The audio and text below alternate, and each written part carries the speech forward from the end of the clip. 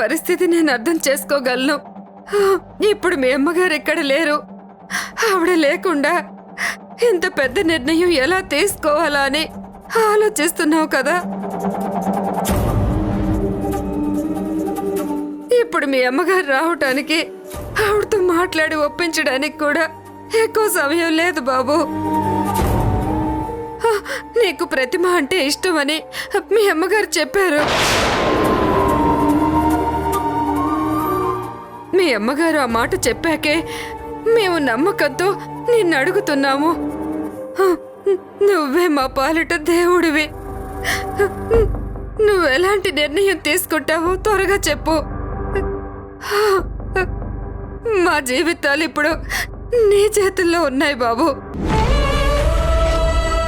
వీళ్ళు నేను ప్రతిమని ఇష్టపడుతున్నానని అనుకుంటున్నారు. వీళ్ళకి ముందే నా మనసులో మాట చెప్పుంటే బాగుండేది. అనవసరంగా అమ్మ చెప్పింది నమ్మి ఆశలు పెంచుకున్నారు. ఇప్పుడు వీళ్ళకి నేను ఏం సమాధానం చెప్పాలి? ఈ పరిస్థితుల్లో ఎలా చెప్పాలి?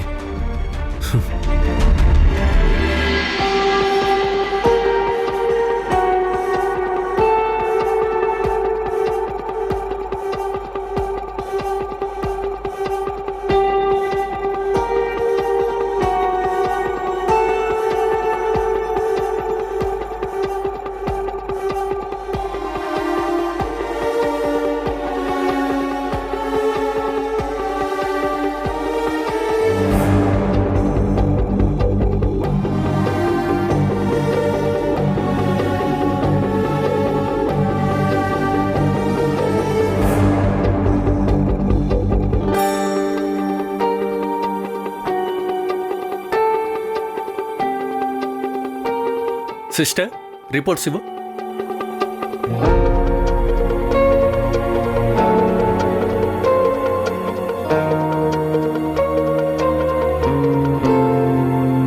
మొత్తం అన్ని టెస్టులు చేశాం. మాకు చాలా ఆశ్చర్యంగా ఉంది. యాజ్ పర్ రిపోర్ట్స్, హార్ట్లో కొత్తగా వచ్చిన బ్లాకేజెస్ కానీ స్ట్రోక్ వచ్చినట్టు కానీ ఏమీ తెలియటం లేదు. అయితే ప్రాబ్లం ఏమీ లేనట్టేనా డాక్టర్? ప్రాబ్లం ఏమీ లేదనుకోవటమే పెద్ద ప్రాబ్లం. నాకు అర్థం కాలేదు. ఆయన మానసికంగా చాలా బలంగా అనుభవిస్తున్న ప్రెషర్ వల్ల జరిగుండొచ్చని అనిపిస్తుంది.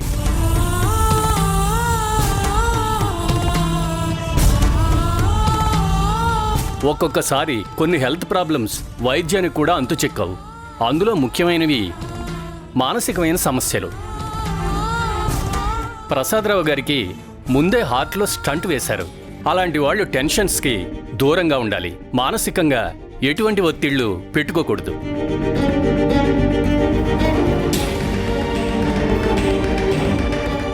ఏమా ప్రతిమ, నీకు ఆ విషయం చెప్పాను కదా? చెప్పారు డాక్టర్. కానీ నాన్న తన ఆలోచనలని మాకు చెప్పకుండా తనే లోపల థింక్ చేస్తూ ఉండిపోతారు. అదిగో దాని ఫలితమే ఈ పరిస్థితి.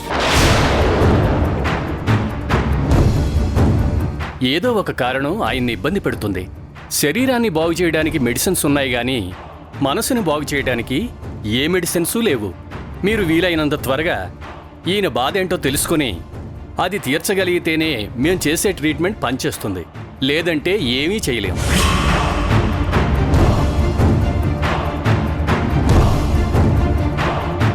అసలు మానసిక బాధ తీరితే ఒక్కోసారి మెడిసిన్స్ అవసరం లేకుండానే పేషెంట్స్ కోలుకుంటారు.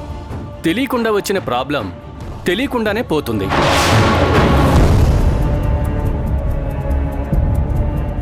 సిస్టర్, మీరు ప్రసాదరావు గారిని జాగ్రత్తగా చూసుకుంటూ ఉండండి. ప్రతి గంటకోసారి వచ్చి చెక్ చేయండి. సరేనా బాబు? ఒకసారి ఇలా రండి. ఆయన పరిస్థితి అసలేం బాగలేదు. ఇప్పుడున్న పరిస్థితిలో బీపీ ఏమాత్రం తేడా వచ్చినా మనం ఏం చేయలేము. ముఖ్యంగా ఈ సిచ్యుయేషన్లో ఆయన్ని షాక్ గురిచేసే ఏ విషయాన్ని చెప్పకండి. Be careful.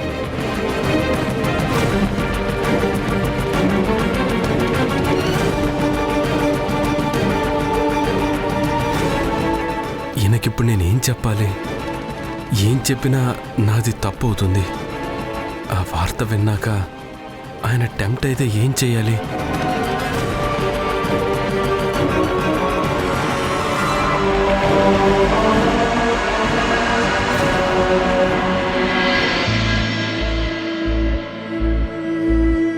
ఏమ్మా మేఘన,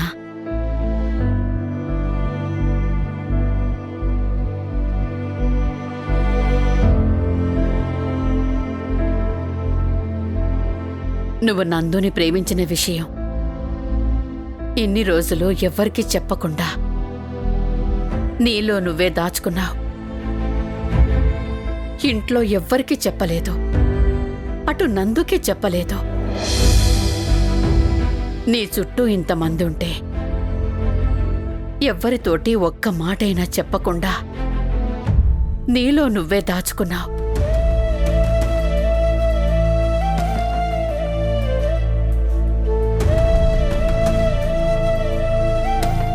ఈరోజు అందరి ముందు ఇలాంటి పరిస్థితిలో బయటపెట్టావు. ఇది ఎంతవరకు కరెక్టు మేఘనా? అసలు ఇన్నాళ్ళు ఈ విషయం ఎందుకు బయట పెట్టలేదు? ఈ విషయం బయటికి చెప్పకపోవడానికి కారణం ఒకటే అత్తయ్య, నందు వాళ్ళ అమ్మగారు.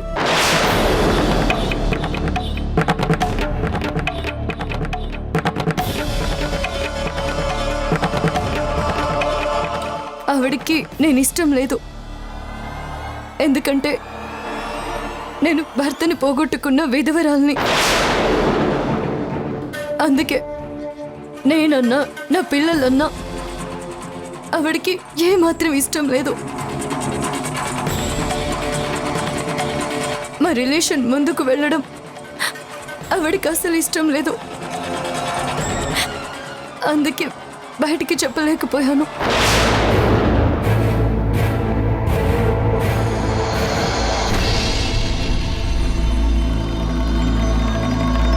అత్తయ్య, ఒక్కసారి అమర్ని ప్రేమించి పెళ్లి చేసుకుని మీకు మీ బిడ్డని దూరం చేశాను.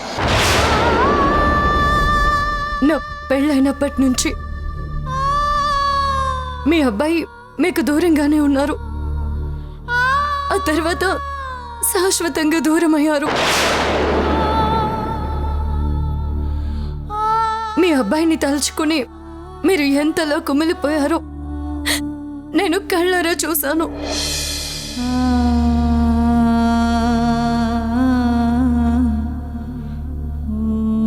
పెళ్ళైన తర్వాత కూడా మీరు నాతో దూరంగానే ఉన్నారు. నా కొడుకుని నాకు దూరం చేశావని మీ కోపం మీ మనసులో ఎలా ఉండిపోయిందో నేను చూశాను అత్తయ్య. అదే బాధని, అదే కష్టాన్ని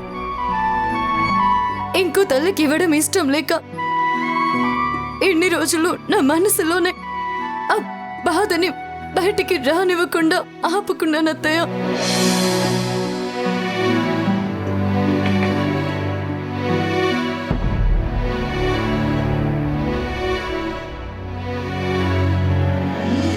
అసలు తప్పంతా నాది తల్లి. అనవసరంగా నువ్వు చెయ్యని తప్పుకి నీ మీద కోపం పెంచుకొని నిన్ను దూరం పెట్టాను. ఇదంతా ఒకప్పటి విషయం. కానీ ఇప్పుడు నిజంగా నిన్ను నా కన్న బిడ్డలాగే భావిస్తున్నాను మేఘన.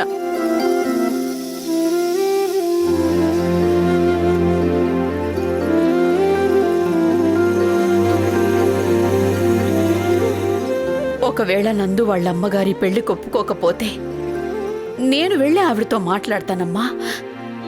నేను మాట్లాడి ఒప్పిస్తాను.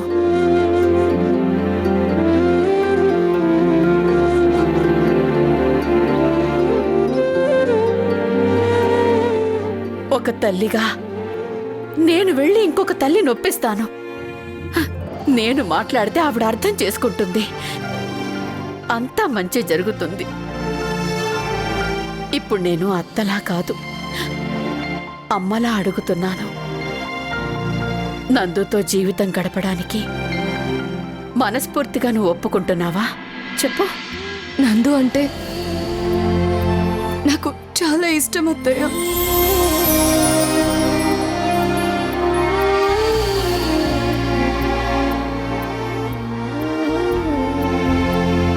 తనతో కలిసి బ్రతకడం చాలా ఇష్టం.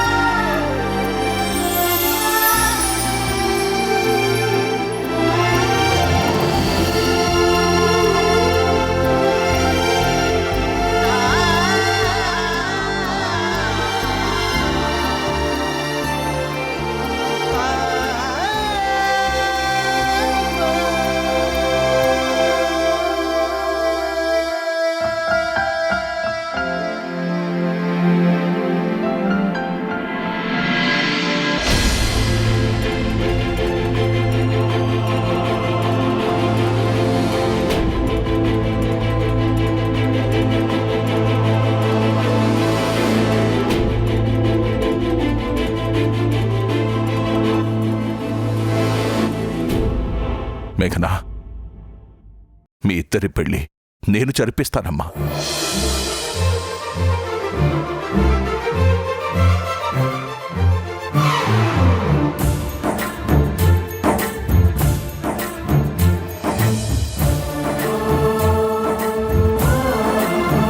నేను జరిపిస్తాను.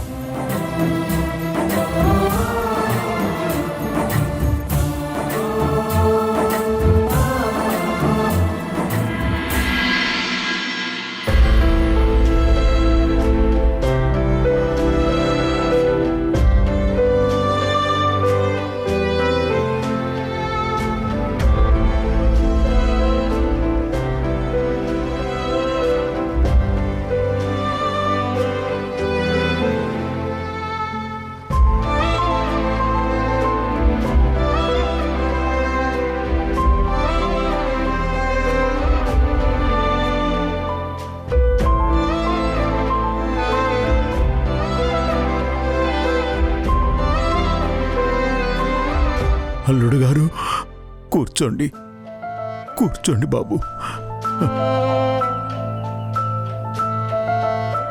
చెప్పండి అంకుల్. నా కూతురు జీవితం నీ చేతుల్లోకి తీసుకుంటున్నావా?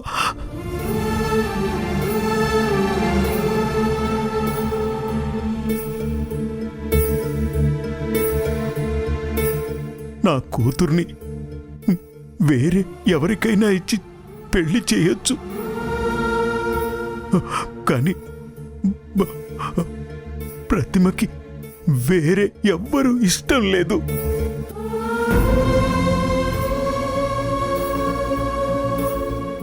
ఇష్టం లేని పెళ్లి నేను చెయ్యలేను బాబు.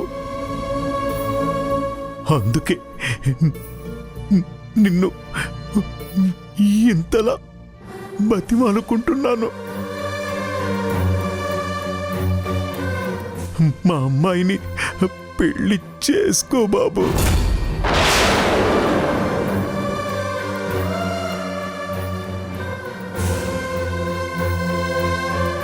దయచేసి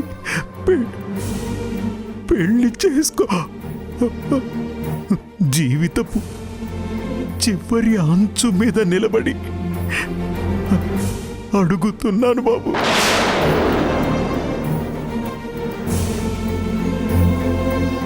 నా ప్రాణం పోయాక నువ్వు పెళ్లి చేసుకున్నా నేను మీ నెత్తిన 4 అక్షింతలు వెయ్యలేను. ప్లీజ్ బాబు, నా కూతురి మెడలో తాళి కట్టు. తాళి కట్టు బాబు.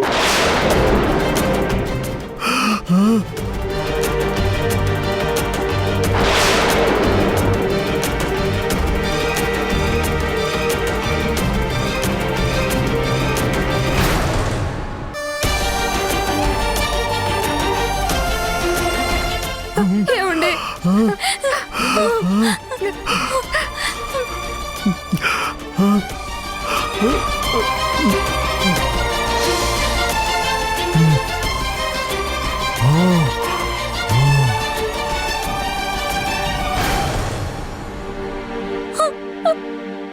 నాన్న, ఊరుకో నాన్న, ప్లీజ్. నాకు పెళ్లి కాకపోతే ఏం కాదు. నువ్వు మామూలు మనిషివవ్వు. నీ ఆరోగ్యం బాగు చేసుకో ప్లీజ్.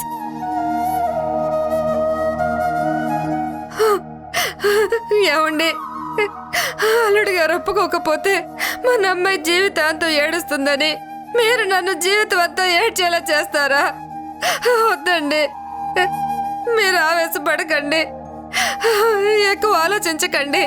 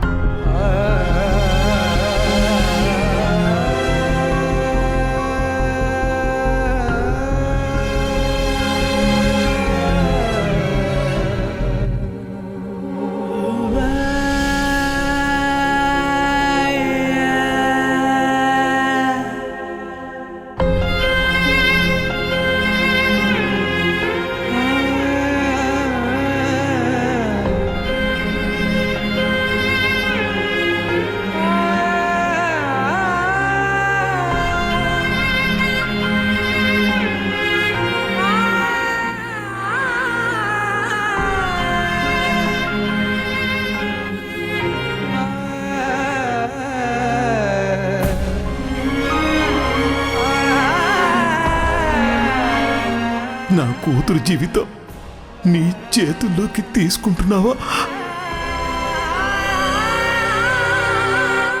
మా అమ్మాయిని పెళ్లి చేసుకో బాబు. నా కూతురి మెడలో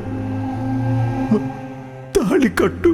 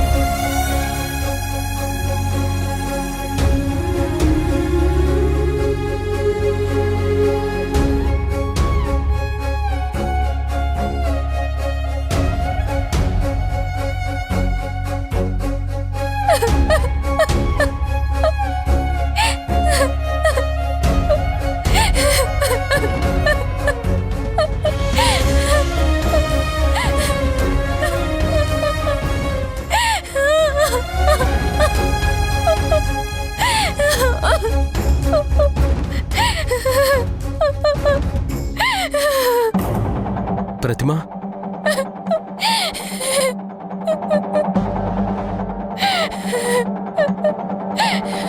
ప్రతిమ, ప్రతిమ,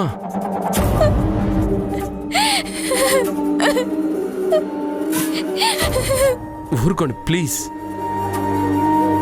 ఇప్పుడు ఏమైపోయిందని? మీ నాన్నగారికి ఏమీ కాదు, డాక్టర్ గారు చెప్పారు కదా, ఆయనకి ఎలాంటి షాకింగ్ న్యూస్లు చెప్పొద్దని. అందుకే నేను ఆయనకి ఏమీ చెప్పకుండానే బయటకు వచ్చేశాను.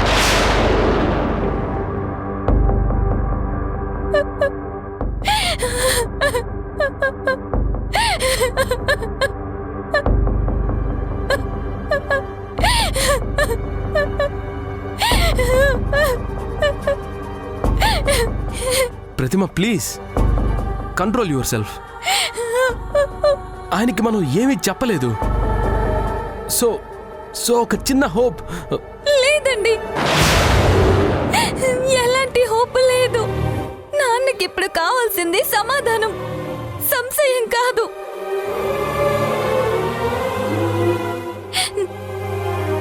నాకు మీ పరిస్థితి అర్థమైంది. అందుకే మిమ్మల్ని ఏమడగాలో తెలియక, ఏం చేయాలో అర్థం కాక నాలో నేనే కుమిలిపోతున్నాను. ప్లీజ్ ప్రతిమ. అయినా ఇందులో మీరు చేసేదే ఉందండి. ఇదంతా నా తలరాత, నా చేత్తో నేనే రాసుకున్న తలరాత. ఏంటో నాకు మీరంటేనే అంత ఎక్కువ ఇష్టం ఎందుకు కలగాలి?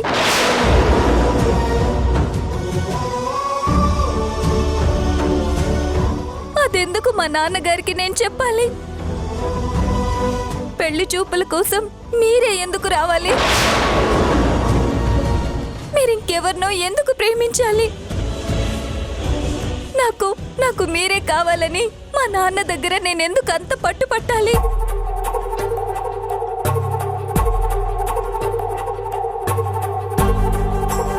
అవునండి, నాకు మీరే కావాలని నేను ఇంట్లో చాలా గొడవ చేశాను. ఆ టెన్షన్కి మా నాన్నకి ఇంత సీరియస్ అయిపోయింది. ఇప్పుడు నేనేం చేయగలను?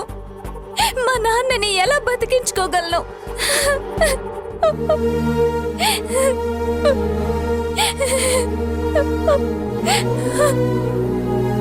ఎంతో ప్రేమగా పెంచారు మా నాన్న నన్ను. నేనేదడిగినా దానికంటే ఎక్కువ ఇచ్చారు. నేను పుట్టినప్పుడు లేని ఆస్తిని నేను పెరిగేలోపు పెంచేశారు. ఆయనకి నేనంటే ఎంత ప్రేమంటే, చిన్నప్పుడు నేను బొమ్మ కారు అడిగితే నిజం కారు కొనిచ్చారు. నాకు ఐస్ క్రీమ్ అంటే ఇష్టమని ఒక పార్లరే కొనిచ్చారు. ఇప్పుడు అంత ఇష్టాన్ని నేను ప్రశ్నించాను.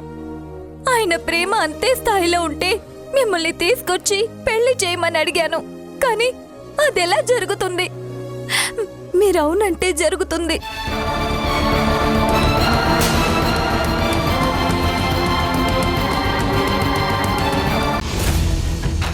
నేను చేస్తుంది తప్పైతే క్షమించు, పాపమైతే నన్ను మాత్రమే శిక్షించు. నందుని క్షమించేసే. అల్లుడు గారు వచ్చేశారు. హ, వచ్చేసారా? మరి తాళి?